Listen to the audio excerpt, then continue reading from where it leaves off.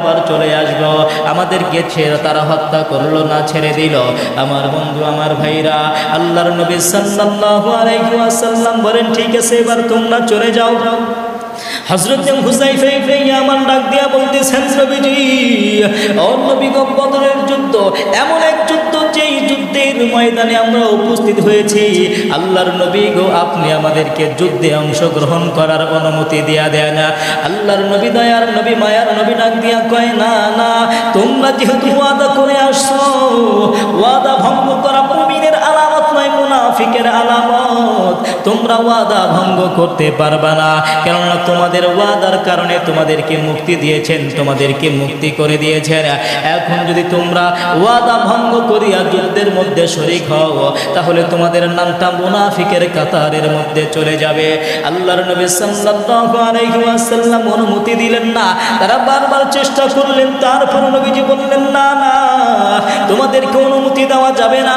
আমার বন্ধু, আমার ভাইরা, বদর যুদ্ধ এমন একটা যুদ্ধ, যেই যুদ্ধটা হলো মুসলমান আর কাফেরের মাঝে সর্বপ্রথম যুদ্ধ। আমার বন্ধু, আমার ভাইরা, এই যুদ্ধের মাঝে হযরত হুযায়ফা উপস্থিত হইল। আমার বন্ধু, আমার ভাইরা রে, আল্লাহ রাব্বুল আলামিন পবিত্র কোরআনুল কারীমের মধ্যে এই যুদ্ধ সম্পর্কে বলেছেন ইয়াউমুল ফুরকান। আমার বন্ধু, আমার ভাইরা, আমার আল্লাহ বলেন, এই যুদ্ধ হলো মুসলমান এবং কাফেরদের মাঝে চূড়ান্ত ফয়সালার যুদ্ধ। আমার বন্ধু, আমার ভাইরা, যে যুদ্ধের ময়দানে হুযায়ফা উপস্থিত হওয়ার পরেও আল্লাহর নবী তাকে অনুমতি দিলেন না। আল্লাহর নবী সাল্লাল্লাহু আলাইহি ওয়াসাল্লাম বলেন, বদরের যুদ্ধে সর্বপ্রথম যুদ্ধ বদরের যুদ্ধ, এই যুদ্ধে যারা উপস্থিত হয়েছে, আমার মহান রব্বুল আলামিন তাদেরকে মাফ করে জান্নাতের মালিক বানায় দিবে। শুধু তাই নয় রে মুসলমান ভাইরা আমার, আল্লাহর নবী সাল্লাল্লাহু আলাইহি ওয়াসাল্লাম বলেন, যারা বদরের যুদ্ধে উপস্থিত হয়েছে সবাইকে বদরি সাহাবী বলা হবে। এই বদরি সাহাবীদের নাম জপে জপে কেউ যদি আল্লাহ তাআলার কাছে দোয়া করে, আমার মহান রব্বুল আলামিন সাথে সাথে তাদের দোয়াকে কবুল করে নেবে। আমার বন্ধু, আমার ভাইরা, এত বরকতপূর্ণ যুদ্ধ, সেই যুদ্ধের মধ্যে উপস্থিত হয়েছেন আমার বন্ধু সাহাবায়ে কেরাম, সেখানে অংশগ্রহণ করতে পারলো না। আমরা যদি সেখানে হইতাম তাহলে কি করতাম?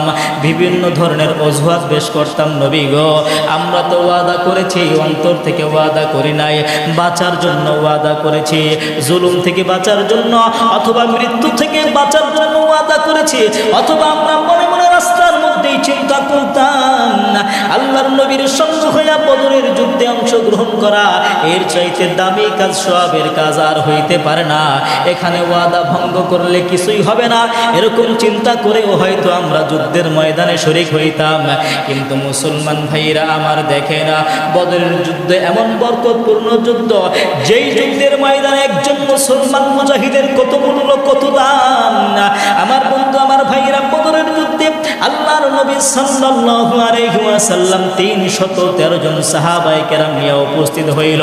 অপর দিক থেকে কাফের বেঈমানের দলেরা 1000 সৈন্যবাহিনী। সেখান দিক থেকে মুসলমানের তুলনায় কাফেররা অনেক বেশি। এইখানে মুসলমান একজন মুজাহিদ অনেক প্রয়োজন, কিন্তু আল্লাহর নবী তারপরেও অনুমতি দিলেন না। 313 জন সাহাবায়ে কেরাম নিয়ে নবীজি বদর প্রান্তরে উপস্থিত হইলেন।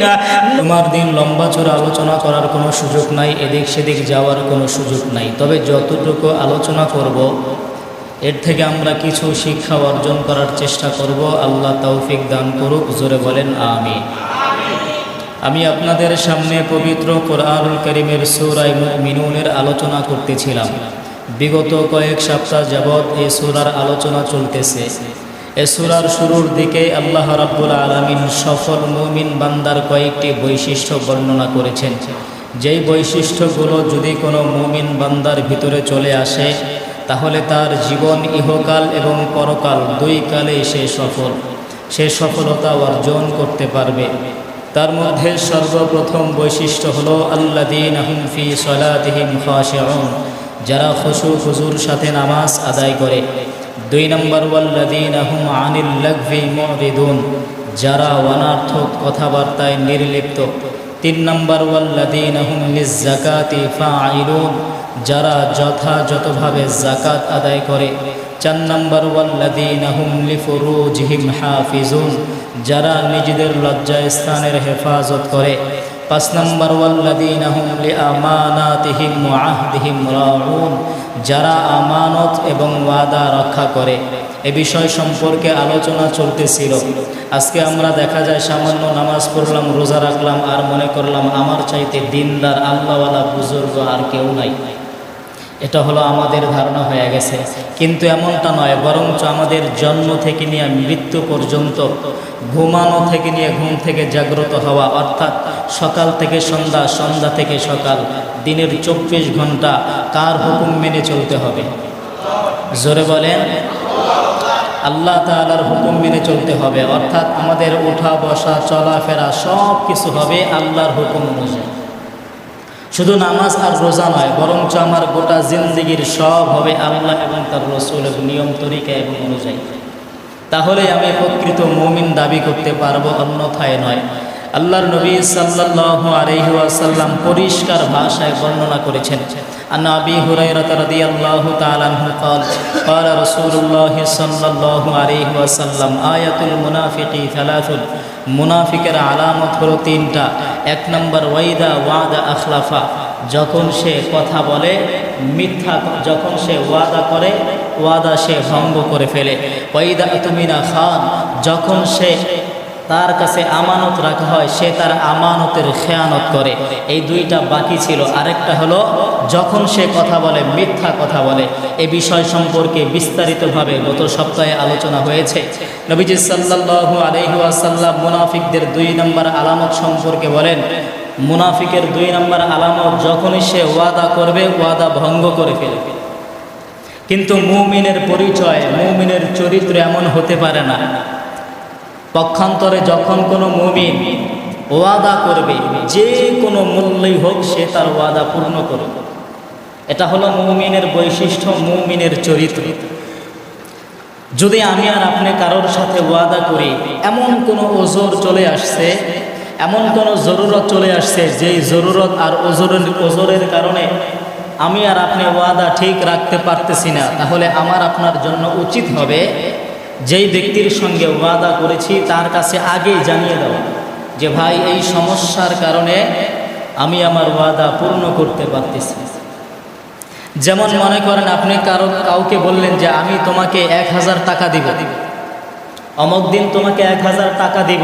এখন এমতো অবস্থায় সেই দিন আসার পূর্বে আপনি নিজেই রিক্ত হস্ত হয়ে গেছেন, গরিব হয়ে গেছেন, অসহায় হয়ে গেছেন, নিজেই চলতে পারেন না। এখন ওই ব্যক্তিকে কিভাবে 1000 টাকা দিবেন? দিতে পারবেন না। তাহলে আগেই ওই ব্যক্তিকে জানিয়ে দিতে হবে, ভাই আমি তো বলেছিলাম তোমাকে 1000 টাকা দিব, কিন্তু আমি সমস্যার মধ্যে পড়ে গিয়েছি। তাকে আগেই জানাতে হবে, বলতে হবে। কিন্তু যদি এমন হয় আপনার কাছে সম্পদ আছে, টাকা পয়সা আছে, তারপরেও আপনি ওজর বের করলেন না দেওয়ার জন্য, তাহলে এর দ্বারা গুনাহগার হবেন, ওয়াদা ভঙ্গ হবে। এর জন্য কোনো অবস্থাতেই ওয়াদা ভঙ্গ করা যাবে না। অনেক সময় দেখা যায় বিবাহ শাদীর ফাইসালা চূড়ান্ত পর্যায়ে পৌঁছে গেছে। চূড়ান্ত পর্যায়ে পৌঁছে গেলে আমাদের জন্য উচিত হলো তা রক্ষা করা। শরীয়তের দৃষ্টিতে এটাও একটা ওয়াদা। তবে হ্যাঁ, যদি এমন কোনো ওজর দাঁড়ায় যে ওজরের কারণে বিবাহ ভঙ্গ করতে বাধ্য হয়, তাহলে ভিন্ন মাসাল।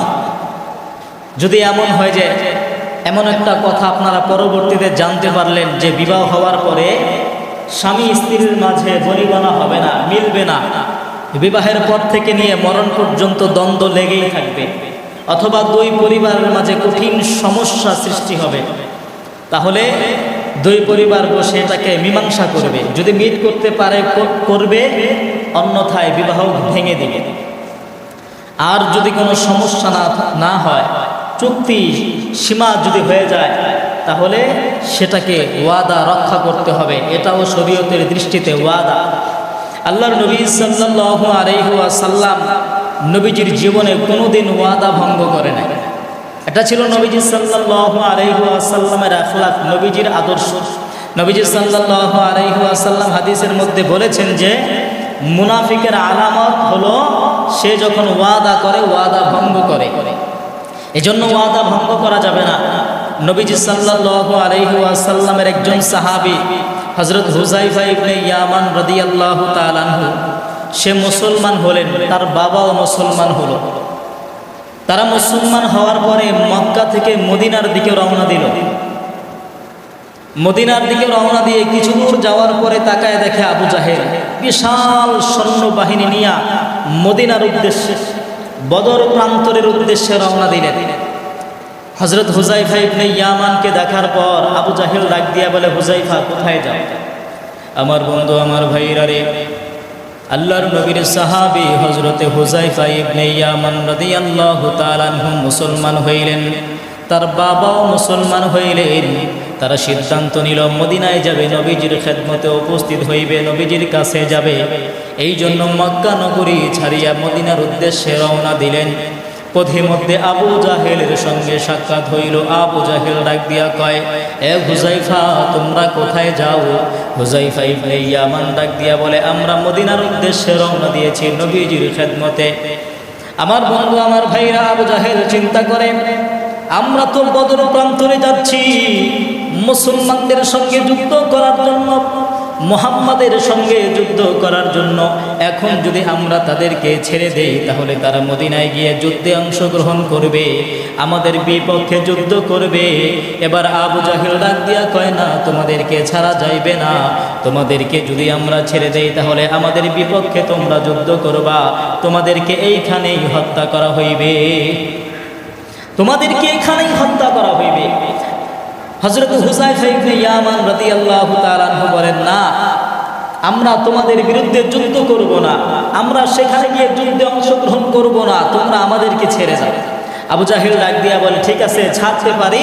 আমার হাতের সাথে হাত লাগাইয়া তারপরে ওয়াদা করতে হবে যে তোমরা আমাদের বিরুদ্ধে যুদ্ধ করবা না, সেখানে গিয়ে যুদ্ধে অংশগ্রহণ করবা না।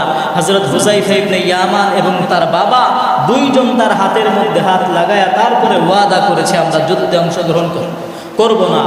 তারা যখন সেখান থেকে চলে গেল মদিনার উদ্দেশ্যে, অপর দিক থেকে আল্লাহর নবী সাল্লাল্লাহু আলাইহি ওয়াসাল্লাম সাহাবায়ে কেরামদেরকে নিয়ে মদিনা থেকে বের হয়ে গেছে, যুদ্ধের জন্য বদর প্রান্তরে রওনা দিয়েছে। আমার বন্ধু, আমার ভাইরা, আল্লাহর নবী সাল্লাল্লাহু আলাইহি ওয়াসাল্লাম যখন বদরের উপকণ্ঠে পৌঁছায় গেল, তাকায় দেখে হযরত হুযায়ফা ইবনে ইয়ামান রাদিয়াল্লাহু তাআলা আনহু বাপ বেটা দুইজন বদর প্রান্তরের কাছে চলে আসছে। আমার বন্ধু, আমার ভাইরা, আমি আপনাদের কাছে বলতে চাই, আল্লাহর নবীর সাহাবী হযরত হুযায়ফা ইবনে ইয়ামান রাদিয়াল্লাহু তাআলা আনহু বদরের প্রান্তরে উপস্থিত হইয়া আল্লাহর নবীকে সালাম জানাইলেন। আল্লাহর নবীকে ডাক দিয়া বলতেছেন, নবীজি, আমরা মক্কা নগরী থেকে আপনার কাছে আসলাম, আপনার সঙ্গে সাক্ষাৎ করার জন্য আপনার খেদমতে আসলাম। কিন্তু নবীজি, পথের মধ্যে, রাস্তার মধ্যে আমাদের সঙ্গে একটা ঘটনা ঘটলো। আল্লাহর নবী ডাক দিয়া বলে, কি ঘটনা বলো? এবার হুযায়ফা ইবনে ইয়ামান ডাক দিয়া কয়, নবীজি, আমরা দেখলাম পথের মধ্যে আবু জাহেল বিশাল বড় সৈন্য বাহিনী 1000 সৈন্য বাহিনী নিয়ে যুদ্ধের জন্য রওনা দিয়েছে। তাদের সঙ্গে আমাদের সঙ্গে সাক্ষাৎ হয়ে গেছে, আমাদেরকে বন্দী করেছেন, আমাদেরকে হত্যা করে ফেলবেন বলেছেন। কিন্তু আমরা তাদের সঙ্গে ওয়াদা করেছি, আমরা নবীজির কাছে যাব, কিন্তু যুদ্ধে অংশগ্রহণ করব না, নবীজির খেদমতে যাব, নবীজির সঙ্গে কথা বলে আবার চলে আসব। আমাদেরকে ছেড়ে তারা হত্যা করলো না, ছেড়ে দিল। আমার বন্ধু, আমার ভাইরা, আল্লাহর নবী সাল্লাল্লাহু আলাইহি ওয়াসাল্লাম বলেন, ঠিক আছে, এবার তোমরা চলে যাও। হযরত হুযায়ফা ইবনে ইয়ামান ডাক দিয়া বলতেছেন, নবীজি, ও নবী গো, বদরের যুদ্ধ এমন এক যুদ্ধ, যেই যুদ্ধের ময়দানে আমরা উপস্থিত হয়েছি। আল্লাহর নবী গো, আপনি আমাদেরকে যুদ্ধে অংশগ্রহণ করার অনুমতি দিয়া দেন। আল্লাহর নবী, দয়ার নবী, মায়ার নবী ডাক দিয়া কয়, না না, তোমরা যেহেতু ওয়াদা করে আসছো, ওয়াদা ভঙ্গ করা মুমিনের আলামত নয়, মুনাফিকের আলামত। তোমরা ওয়াদা ভঙ্গ করতে পারবা না, কেননা তোমাদের ওয়াদার কারণে তোমাদেরকে মুক্তি দিয়েছেন, তোমাদেরকে মুক্তি করে দিয়েছেন। এখন যদি তোমরা ওয়াদা ভঙ্গ করিয়া যুদ্ধের মধ্যে শরীক হও, তাহলে তোমাদের নামটা মুনাফিকের কাতারের মধ্যে চলে যাবে। আল্লাহর নবী সাল্লাল্লাহু আলাইহি ওয়াসাল্লাম অনুমতি দিলেন না। তারা বারবার চেষ্টা করলেন, তারপর নবীজি বললেন, না না, তোমাদেরকে অনুমতি দেওয়া যাবে না। আমার বন্ধু আমার ভাইরা, বদর যুদ্ধ এমন একটা যুদ্ধ, যেই যুদ্ধটা হলো মুসলমান আর কাফের মাঝে সর্বপ্রথম যুদ্ধ। আমার বন্ধু আমার ভাইরা, এই যুদ্ধের মাঝে হযরতে হুযায়ফা উপস্থিত হইল। আমার বন্ধু আমার ভাইরা রে, আল্লাহ রাব্বুল আলামিন পবিত্র কোরআনুল কারীমের মধ্যে এই যুদ্ধ সম্পর্কে বলেছেন ইয়াউমুল ফুরকান। আমার বন্ধু আমার ভাইরা, আমার আল্লাহ বলেন এই যুদ্ধ হলো মুসলমান এবং কাফেরদের মাঝে চূড়ান্ত ফয়সালার যুদ্ধ। আমার বন্ধু আমার ভাইরা, যেই যুদ্ধের ময়দানে হুযায়ফা উপস্থিত হওয়ার পরেও আল্লাহর নবী তাকে অনুমতি দিলেন না। আল্লাহর নবী সাল্লাল্লাহু আলাইহি ওয়াসাল্লাম বলেন, বদরের যুদ্ধে সর্বপ্রথম যুদ্ধ বদরের যুদ্ধ, এই যুদ্ধে যারা উপস্থিত হয়েছে আমার মহান রব্বুল আলামিন তাদেরকে মাফ করে জান্নাতের মালিক বানায় দিবে। শুধু তাই নয় রে মুসলমান ভাইরা আমার, আল্লাহর নবী সাল্লাল্লাহু আলাইহি ওয়াসাল্লাম বলেন, যারা বদরের যুদ্ধে উপস্থিত হয়েছে সবাইকে বদরি সাহাবী বলা হবে। এই বদরি সাহাবীদের নাম জপে জপে কেউ যদি আল্লাহ তাআলার কাছে দোয়া করে, আমার মহান রব্বুল আলামিন সাথে সাথে তাদের দোয়াকে কবুল করে নেবে। আমার বন্ধু আমার ভাইরা, এত বরকতপূর্ণ যুদ্ধ, সেই যুদ্ধের মধ্যে উপস্থিত হয়েছেন আমার বন্ধু সাহাবায়ে কেরাম, সেখানে অংশগ্রহণ করতে পারলো না। আমরা যদি সেখানে হইতাম তাহলে কি করতাম? বিভিন্ন ধরনের অজুহাত পেশ করতাম। নবী গো, আমরা তো ওয়াদা করেছি, অন্তর থেকে ওয়াদা করি নাই, বাঁচার জন্য ওয়াদা করেছি, জুলুম থেকে বাঁচার জন্য অথবা মৃত্যু থেকে বাঁচার জন্য ওয়াদা করেছি, অথবা আমরা মনে মনে রাস্তার মধ্যেই চিন্তা করতাম আল্লাহর নবীর সঙ্গে হইয়া বদরের যুদ্ধে অংশগ্রহণ করা এর চাইতে দামি কাজ, সওয়াবের কাজ আর হইতে পারে না। এখানে ওয়াদা ভঙ্গ করলে কিছুই হবে না, এরকম চিন্তা করেও হয়তো আমরা যুদ্ধের ময়দানে শরীক হইতাম। কিন্তু মুসলমান ভাইরা আমার, দেখে না বদরের যুদ্ধ এমন বরকতপূর্ণ যুদ্ধ, যেই যুদ্ধের ময়দানে একজন মুসলমান মুজাহিদের কত মূল্য, কত দাম। আমার বন্ধু আমার ভাইরা, বদরের যুদ্ধে আল্লাহর নবী সাল্লাল্লাহু আলাইহি ওয়াসাল্লাম 313 জন সাহাবায়ে কেরাম নিয়ে উপস্থিত হইল। অপর দিক থেকে কাফের বেঈমানের দলেরা 1000 সৈন্যবাহিনী, সেখান দিক থেকে মুসলমানের তুলনায় কাফেররা অনেক বেশি। এইখানে মুসলমান একজন মুজাহিদ অনেক প্রয়োজন, কিন্তু আল্লাহর নবী তারপরেও অনুমতি দিলেন না। 313 জন সাহাবায়ে কেরাম নিয়ে নবীজি বদর প্রান্তরে উপস্থিত হইলেন। নবীজির কাছে মাত্র 70টি উট, 2টি ঘোড়া আর 8টি তরবারি, আর কারো হাতে লাঠি, কারো হাতে পাথর, এই সমস্ত জিনিস নিয়ে যুদ্ধের ময়দানে উপস্থিত হইলেন।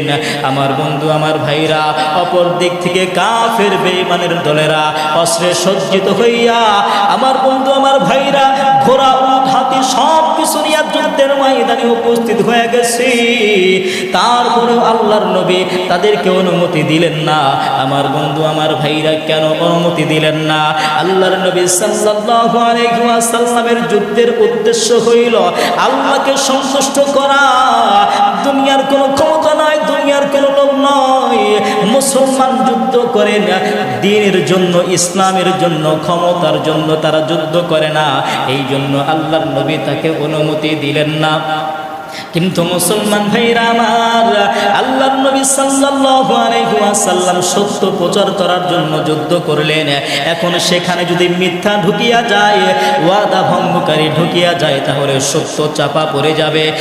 সত্য পদদলিত করিয়া কখনো সত্য উন্নত করা যায় না। আল্লাহর নবী এই জন্য অনুমতি দিলেন না। কিন্তু আজকে বর্তমানে আমাদের অবস্থা কেমন হয়ে গেছে? আমরা মিথ্যার আশ্রয় গ্রহণ করিয়া সত্যকে উঁচু করতে চাই, যার কারণে পদে পদে আমরা মুসলমান মারি খাইতেছি। কথা বলেন ঠিক না বেঠি? আজকে দেখা যায় আমরা সত্যকে উঁচু করতে গিয়া মিথ্যার আশ্রয় নিয়ে চলতেছি। জায়গায় জায়গায় মিটিং মিছিল করি, কিন্তু দেখা যায় নামাজও অনেকে পড়ে। তাহলে দেখা যায় সত্যকে চাপা দিয়া আমরা মিথ্যার আশ্রয় নিয়া তারপরে সত্যকে উঁচু করতে চাই, যার কারণে আল্লাহ তাআলার নুসরত আমরা পাই না। কিন্তু বদর প্রান্তরে আল্লাহর নবী সাল্লাল্লাহু আলাইহি ওয়াসাল্লাম মাত্র 313 জন সাহাবায়ে কেরাম নিয়ে উপস্থিত হয়েছে, তারপরেও মুসলমান বিজয় লাভ করেছে। সরাসরি আল্লাহ তাআলার পক্ষ থেকে নুসরত এসেছে, সাহায্য এসেছে। কাফের বেঈমান 1000 অস্ত্রে শস্ত্রে সজ্জিত ছিল, তারপরেও তারা পরাজয় হয়েছে, সাহাবায়ে কেরাম জয় হয়েছে। কেন? আল্লাহর সাহায্য ছিল, তারা সত্যের পথে ছিল, সত্যকে উঁচু করার জন্য তারা সামনে অগ্রসর হয়েছিল। আমার বন্ধু, আমার ভাইরা, নবীজি সাল্লাল্লাহু আলাইহি ওয়াসাল্লাম কখনো ওয়াদা ভঙ্গ করে নাই, এমনকি সাহাবায়ে কেরামকে কোনোদিন ওয়াদা ভঙ্গ করার জন্য উৎসাহিত করে নাই। সাহাবায়ে কেরাম পর্যন্ত কোনোদিন ওয়াদা ভঙ্গ করে নাই। এজন্য নবীজি সাল্লাল্লাহু আলাইহি ওয়াসাল্লাম বলেছেন, কোন উম্মত যদি আমার ক্ষুদ্রতম সাহাবীর অনুসরণ করে, সেও আল্লাহর তৈরি জান্নাতে চলে যাবে। তাহলে সাহাবায়ে কেরামের সম্মান মর্যাদা কত বেশি। আমার বন্ধু, আমার ভাইরা, নবীজি সাল্লাল্লাহু আলাইহি ওয়াসাল্লামের একজন সাহাবী হযরতে মুয়াবিয়া রাদিয়াল্লাহু তাআলা আনহু, তার সম্পর্কে অনেক ভ্রান্ত মতবাদ রয়েছে।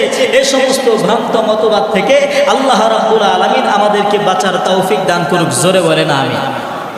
আমার বন্ধু, আমার ভাইরা, নবীজি সাল্লাল্লাহু আলাইহি ওয়াসাল্লামের সাহাবী হযরতে মুয়াবিয়া রাদিয়াল্লাহু তাআলা আনহু, আমার বন্ধু, আমার ভাইরা রে, তিনি সিরিয়ার গভর্নর ছিল। সিরিয়ার গভর্নর, এ মুসলমান বন্ধুরে, সিরিয়ার গভর্নর হওয়ার কারণে রোম সাম্রাজ্যের সঙ্গে প্রায় সময় তাদের যুদ্ধ লেগে থাকতো।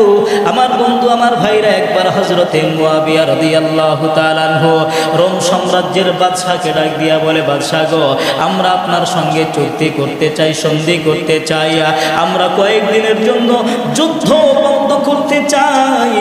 আমার বন্ধু, আমার ভাইরা, মুয়াবিয়া এবং বাদশা দুইজন বসিয়া যুদ্ধ বন্ধ করার সিদ্ধান্ত নিল। সময়সীমা নির্ধারণ করলো, আজ থেকে নিয়ে এত তারিখ পর্যন্ত, অমুক দিন পর্যন্ত আমরা কোনো যুদ্ধ করব না। আমার বন্ধু, আমার ভাইরা, সিদ্ধান্ত হয়ে গেল। কিন্তু হযরতে মুয়াবিয়া রাদিয়াল্লাহু তাআলা আনহু মনে মনে আরেকটা চিন্তা করলেন। আমার বন্ধু, আমার ভাইরা, কি চিন্তা করলেন? কি চিন্তা করলেন? হযরতে মুয়াবিয়া মনে মনে চিন্তা করে, আমরা যেহেতু সন্ধি করেছি, আমরা যুদ্ধ করব না অমুক দিন পর্যন্ত, এই সময়ের মধ্যে যুদ্ধ করা যাবে না, এটা হলো ওয়াদা। কিন্তু মুসলমান ভাইরা আমার, সে তো ভিন্ন কৌশল অবলম্বন করলো। আমরা যুদ্ধের সময় সীমা পার হওয়ার আগে রোম সাম্রাজ্যের সীমান্তে পৌঁছে থাকব। যখন সূর্য অস্ত যাবে, সাথে সাথে ওয়াদার সময়সীমা শেষ হয়ে যাবে, আর আমরা তাদের উপর ঝাঁপায়া পড়ব, যুদ্ধের ময়দানে ঝাঁপায়া পড়ব, তাদের উপর আক্রমণ করব। তাহলে আমরা রোম সাম্রাজ্য দখল করতে পারব। আমার বন্ধু, আমার ভাইয়ারে, আমি আপনাদের কাছে বলতে চাই, এই জগতের মানুষ একটু ভালো করিয়া শোনো। হযরতে মুয়াবিয়া রাদিয়াল্লাহু তাআলা আনহু যেই না চিন্তা সেই কাজ, রাতের বেলা সিদ্ধান্ত করলো, সকল মুসলমানদের সঙ্গে পরামর্শ করিয়া যে সকল সাহাবায়ে কেরাম সেখানে ছিল তাদেরকে যুদ্ধের ময়দানে পাঠিয়ে দিল, যাও তোমরা ওই রোম সাম্রাজ্যের সীমানার কাছে চলিয়া যাও, সূর্য অস্ত যাওয়ার সাথে সাথে তাদের উপর ঝাঁপায়া পড়বা। আমার বন্ধু, আমার ভাইরা, তারা সীমান্তে পৌঁছে গেল। কিন্তু মুসলমান বন্ধুরি, সূর্য অস্ত যাওয়ার আগে আগেই তারা তাদের সীমানার মধ্যে প্রবেশ করে ফেললেন।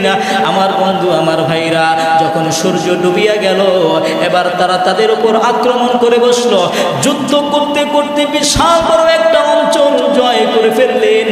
আমার বন্ধু, হঠাৎ করে হযরতে মুয়াবিয়া রাদিয়াল্লাহু তাআলা আনহু তাকায় দেখে, কে যেন স্রোতের গতিতে, এত দ্রুত গতিতে ঘোড়া দৌড়ায় আসতেছে, আর চিৎকার করে বলতেছে, আল্লাহু আকবার, আল্লাহু আকবার, কিফু ইবাদাল্লাহ, কিফু ইবাদাল্লাহ। এত জোরে জোরে চিৎকার করতেছে। হযরতে মুয়াবিয়া রাদিয়াল্লাহু তাআলা আনহু তাকায় দেখে দ্রুত গতিতে আসতেছে, আর আল্লাহু আকবার চিৎকার করে বলতেছে, কিফু ইবাদাল্লাহ, আল্লাহর বান্দারা থামো, থামো, আল্লাহর বান্দারা থামো। এইভাবে যখন বারবার চিৎকার করে হযরতে মুয়াবিয়া তার দিকে তাকায় আছে, সামনে আসার পরে তাকায় দেখে আমর ইবনে আব্বাস রাদিয়াল্লাহু তাআলা আনহু। আমর ইবনে আব্বাস ডাক দিয়া বলে, তোমরা থামো। কেন আমরা থামবো? কারণ কি? বলে, তোমরা তো সীমা লঙ্ঘন করেছ। ওয়াফাউল্লাহ গাদার, ওয়াফাউল্লাহ ওয়াদার মুসলমানদের বৈশিষ্ট্য হলো ওয়াদা রক্ষা করা, কিন্তু তোমরা তো ওয়াদা ভঙ্গ করে ফেলেছো। আমার বন্ধু আমার ভাইরা রে, হযরত মুআবিয়া রাদিয়াল্লাহু তাআলা আনহু ডাক দিয়া বলেন, না তো আমরা তো আমাদের ওয়াদা ভঙ্গ করি নাই। আমর ইবনে আব্বাস ডাক দিয়া বলে, না তোমরা তোমাদের ওয়াদা ভঙ্গ করেছো। তোমরা কি জানো না, তোমরা কি জানো না আল্লাহর নবী সাল্লাল্লাহু আলাইহি ওয়াসাল্লামের আদর্শ তোমরা কি ভুলে গেছো? নবীজি সাল্লাল্লাহু আলাইহি ওয়াসাল্লাম বলেছেন, যখন সন্ধি করবা, চুক্তি করবা, সময়সীমা শেষ হওয়ার পরেও যখন সাধারণ ঘোষণা হবে, তারপরে তোমরা যুদ্ধের ময়দানে যাবে। তোমাদের চুক্তির সীমা শেষ হয়েছে, কিন্তু তোমরা তো এখনো সাধারণ ঘোষণা দাও নাই। সাধারণ ঘোষণা না দিয়া যুদ্ধের ময়দানে ঝাঁপায় পড়েছো। শুধু তাই নয়, সূর্য অস্ত যাওয়ার আগে তোমরা সীমান্তের মধ্যে প্রবেশ করলা। তারা তো যুদ্ধের জন্য প্রস্তুত ছিল না।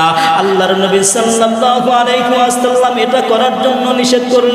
সাথে সাথে মুসলমান ভাইরা আমার, হযরত মুআবিয়া রাদিয়াল্লাহু তাআলা আনহু সাথে সাথে বললেন, আমরা সিলিন্ডার করলাম। যতটুকু অঞ্চল আমরা জয় করেছি সব আমরা তাদেরকে এই মুহূর্তেই ফিরাইয়া দিলাম। যতটুকু অঞ্চল জয় করেছে সাথে সাথে তাদেরকে ফিরায় দিল। আমার বন্ধু আমার ভাইরা, একটা জাতি যখন একটা অঞ্চল দখল করে তখন নিয়ম হলো, নিয়ম অনুযায়ী দেখা যায় বা আমাদের সমাজ অনুযায়ী দেখা যায় সেই অঞ্চলটা তারা দখল করে নেয়, বিপক্ষ দলকে তারা দেয় না। কিন্তু মুসলমান ভাইরা আমার, তাদের আদর্শ কেমন ছিল? কেননা তারা দখল করার জন্য, ক্ষমতার জন্য যুদ্ধ করে না, তারা যুদ্ধ করে একমাত্র কার সন্তুষ্টির জন্য? আল্লাহ তাআলার সন্তুষ্টির জন্য। যখনই দেখলো এই যুদ্ধের মাঝে আল্লাহর সন্তুষ্টি নাই, রসুলের তরিকা নাই, রসুলের আদর্শ নাই, সাথে সাথে সব তাদেরকে দিয়ে দিছে। এটা হলো সাহাবায়ে কেরামের আখলাক, সাহাবায়ে কেরামের আদর্শ, সাহাবায়ে কেরামের চরিত্র। সাহাবায়ে কেরাম রাদিয়াল্লাহু তাআলা আনহু নবীজি সাল্লাল্লাহু আলাইহি ওয়াসাল্লামের প্রত্যেকটা কথা পুঙ্খানুভাবে, পরিপূর্ণভাবে তারা মেনেছে। আমার বন্ধু আমার ভাইরা, হযরত ওমর রাদিয়াল্লাহু তাআলা আনহুর জামানায় হযরত ওমর রাদিয়াল্লাহু তাআলা আনহু বাইতুল মুকাদ্দাস জয় করলেন। বাইতুল মুকাদ্দাস জয় করার পর হযরত ওমর রাদিয়াল্লাহু তাআলা আনহু ইহুদি খ্রিস্টানদেরকে ডাক দিলেন। আমার বন্ধু আমার ভাইরা, বাইতুল মুকাদ্দাসের আশপাশে যে সকল ইহুদি খ্রিস্টানরা বসবাস করত, তাদেরকে আহ্বান করিয়া, তাদেরকে ডাক দিয়া হযরত ওমর রাদিয়াল্লাহু তাআলা আনহু ডাক দিয়া বলে, শোনো শোনো, আজ থেকে তোমরা এখানে বসবাস করবা, আমরা তোমাদের জানমালের নিরাপত্তা দিব, আমরা তোমাদের দেখভাল করব, তোমাদেরকে হেফাজত করব, বিনিময়ে তোমরা আমাদেরকে কর দিয়া চলবা। আমার বন্ধু আমার ভাইরা, ইসলামী সমাজের নিয়ম হলো, ইহুদি বেঈমান খ্রিস্টানরা যদি মুসলমান রাষ্ট্রে থাকতে চায় তাহলে তাদেরকে কর দিয়া থাকতে হবে। শরীয়তের ভাষায় তাকে বলা হয় জিজিয়া। আমার বন্ধু আমার ভাইরা রে, ইহুদি খ্রিস্টানরা রাজি হইল, আমরা কর দিয়া থাকবো। আমার বন্ধু আমার ভাইরা, মুসলমানরা তাদেরকে পাহারা দিত যাতে করে তাদের কোনো ক্ষতি না হয়, তাদের কোনো সমস্যা না হয়, এই জন্য মুসলমানরা তাদেরকে পাহারা দিত। আমার বন্ধু আমার ভাইরা, কিন্তু হঠাৎ করে একটা সমস্যা দেখা দিল। মুসলমান বন্ধুরে, আমি আপনাদের কাছে বলতে চাই, ভিন্ন জায়গায় যুদ্ধ চলতেছিল, কিন্তু মুসলমান সৈনিক কম ছিল, মুসলমান মুজাহিদ কম হওয়ার কারণে হযরত ওমর রাদিয়াল্লাহু তাআলা আনহুর কাছে চলে গেছে, ও খলিফাতুল মুসলিমিন, হযরত ওমর রাদিয়াল্লাহু তাআলা আনহুকে ডাক দিয়া বলতেছেন, ওমর গো, মুসলমান মুজাহিদ দরকার আছে যুদ্ধের জন্য, আপনি কিছু মুসলমান পাঠায় দেন। হযরত ওমর রাদিয়াল্লাহু তাআলা আনহু চিন্তা করলেন, বাইতুল মুকাদ্দাসে যে সকল মুসলমান পাহারারত অবস্থায় আছে, তাদেরকে পাঠানো ছাড়া আর কোনো রাস্তা দেখি না। হযরত ওমর রাদিয়াল্লাহু তাআলা আনহু বাইতুল মুকাদ্দাসে চলে গেলেন, সকল ইহুদি খ্রিস্টানদেরকে আহ্বান করলেন, সকল ইহুদি খ্রিস্টান একত্রিত হইল। হযরত ওমর রাদিয়াল্লাহু তাআলা আনহু ইহুদি খ্রিস্টানদেরকে ডাক দিয়া বলে, শোনো, আমরা তো তোমাদের সঙ্গে ওয়াদা করেছিলাম, তোমাদের জানমালের হেফাজতের দায়িত্ব আমরা নিয়েছি, তোমরা আমার আমাদেরকে ট্যাক্স দিবা, জিজিয়া দিবা, কর দিবা, এই জন্য তোমাদেরকে জানমালের নিরাপত্তা আমরা দিব। কিন্তু অমুক জায়গায় যুদ্ধ চলতেছে, মুসলমান সংখ্যা কম হওয়ার কারণে সেখানে সমস্যা হচ্ছে, এখানে তোমাদের পাহারার জন্য যে সকল মুসলমানরা আছে তাদেরকে সেইখানে পাঠানো লাগবে, তোমাদের পাহারা তারা দিতে পারবে না। কিন্তু তোমরা যে 1 বছর পাহারার জন্য যে সকল ট্যাক্স আর জিজিয়া দিয়েছো সব তোমাদেরকে ফিরায় দিলাম, বাকি 1 বছর তোমরা নিজেরাই তোমাদেরকে হেফাজত করবা। আমার বন্ধু, আমার ভাইরা, এইভাবে হযরত ওমর রাদিয়াল্লাহু তাআলা আনহু তাদের সম্পদগুলো ফিরায় দিছে। কিন্তু আমাদের অবস্থা কেমন? ভিন্ন ধর্ম বাদ দেন, পাড়া প্রতিবেশীও যদি থাকে পারলে তার পকেট থেকে 2 টাকা মেরে খাই, ঠিক না বেটি? দেখা যায় পারলে তার পকেট থেকে 2 টাকা মেরে নিয়ে আসি। ভিন্ন ধর্ম বাদ দিলাম, মুসলমানই মুসলমানের ক্ষতি বেশি করতেছে, কথা বলেন ঠিক না বেটি? কিন্তু এটা তো মুসলমানের আদর্শ নয়, মুসলমানের চরিত্র নয়। আমার বন্ধু, আমার ভাইরা, আপনার পাড়া প্রতিবেশী, আপনার অপর মুসলমান ভাই আপনার কাছে আমানত, আপনার কাছে ওয়াদাকৃত, আপনি তার ক্ষতি করবেন না, আপনি তার প্রতি জুলুম করবেন না। এই ওয়াদা তো আল্লাহ তাআলার কাছে দিয়ে আসছেন যে আল্লাহ আপনার প্রত্যেকটা হুকুম মেনে দুনিয়ার জমিনে চলবো, এই ওয়াদা তো তখন করেছিলেন। কিন্তু আজকে দুনিয়ার জমিনে এসে আমরা তা লঙ্ঘন করছি। আমার বন্ধু, আমার ভাইরা, সেই ওয়াদা রক্ষা করতে হবে, সাহাবায়ে কেরামের অনুসরণ করতে হবে। নবীজি সাল্লাল্লাহু আলাইহি ওয়াসাল্লাম যেইভাবে চলতে বলেছে সেভাবেই চলতে হবে। এখন ওয়াদা কি শুধু মুখে মুখে করলে হবে? শুধু মুখে মুখে বলার দ্বারা ওয়াদা নয়, বরঞ্চ আমাদের প্রত্যেকটা কাজ হবে আমাদের ওয়াদা অনুযায়ী। যেমন আমরা এই দেশের মধ্যে বসবাস করি, আমার বন্ধু, আমার ভাইরা, ইমাম শফি রাহমাতুল্লাহি আলাইহি, যিনি তাফসীরে মারিফুল কোরআনের লেখক ছিল, অনেক বিজ্ঞ আলেম ছিল, সারা পৃথিবীর মানুষ তাকে চিনে। ইমাম শফি রাহমাতুল্লাহি আলাইহি তিনি বলতেন যে আমি বলি শুধু মুখে মুখে ওয়াদা করিও না, বরঞ্চ তুমি যেই দেশের মধ্যে বসবাস করো ওই দেশের সরকারের আইন মানা এটাও তোমার জন্য একটা ওয়াদা, এটাও তোমার জন্য ওয়াজিব। যদি সরকারি আইন যদি গুনার কথা না বলে, যদি না জায়েজ কোনো কথা না বলে, তাহলে সরকারের আইন মানা এটা আমাদের জন্য আবশ্যক। আজকে আমরা কয়জন মানি? রাস্তায় বের হলে দেখবেন ট্রাফিক পুলিশ দেখা যায়, লাল চিহ্ন দেখা যায়, সবুজ চিহ্ন দেখা যায়, কিন্তু আমরা কয়জন মানি? রাস্তায় পুলিশ নাই, চিহ্ন আছে, রাস্তা ফাঁকা, টান দিয়ে চলে গেছি। এটা তো সরকারের আইন অমান্য করা হয়েছে, এটাও কি ওয়াদা ভঙ্গ করা হয়েছে। দেশের সাথে ওয়াদা ভঙ্গ করা হয়েছে, সরকারের সাথে ওয়াদা ভঙ্গ করা হয়েছে, এর দ্বারাও গুনাহ হবে, এর দ্বারাও ওয়াদা ভঙ্গ করা হবে। কয়জন ট্রাফিক পুলিশের আইন মানি, এদিক তাকাইলে টান দিয়া চলে যায়, এটা তো ওয়াদা ভঙ্গ হচ্ছে। এজন্য মুসলমান ভাইরা আমার, শুধু মুখে মুখে নয়, আমাদের প্রত্যেকটা কাজ হবে নবীজি সাল্লাল্লাহু আলাইহি ওয়াসাল্লামের আদর্শ অনুযায়ী। আল্লাহ রাব্বুল আলামিন আমাদেরকে সহি বুঝে শুনে আমল করার তৌফিক দান করুন। সকলেই বলেন আমিন।